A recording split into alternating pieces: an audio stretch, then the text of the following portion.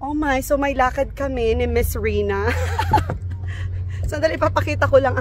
Aakyat pa ako ng... Ay. So, ang surprise... Ay! Alalala! Masyadong malaking sasakyan mo! Okay. So... okay. We'll meet you there. Oh my gosh. My second floor. Okay, sounds great. Thank you. Aakyat pa ako ng second floor ng sasakyan ni Rina. Ang laki ng sasakyan niya. Parang napakalaking tao ni Rina. Okay. Kailangan ko pang umakyat sa sasakyan niya dahil ayan.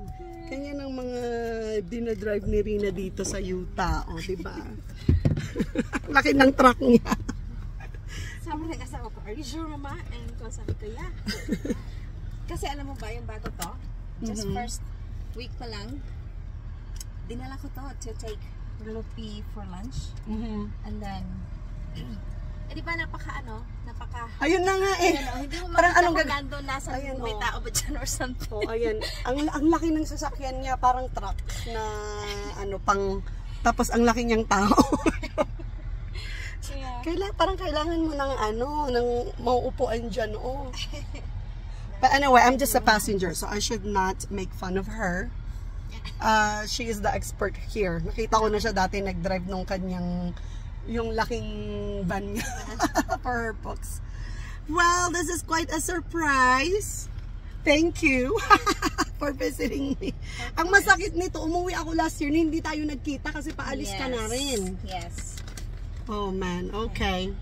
Saan ang lakad natin ngayon? Go! We're gonna go get some lunch and meet Emily and talk about bookworms. Yay! Bookworms! Yay. We're doing great things. I'm so excited to find out kung ano yung mga na-accomplish ni Rina doon.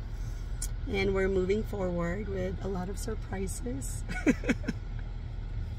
Hopefully, we're really moving forward now, huh? Yes. Okay, that's good. Fresh from Bohol. Naamoy ko pa yung coconut kay Rina. Fresh from Bohol yan. Ayun na, naamoy coconut pa. Imagine mo yan. Okay. Let's go. Sigurado ka, nakikita mo yung harapan mo, ha? Oo naman. Galing ng kanyang estimation skills and estimate niya. Ay, ano ba yan?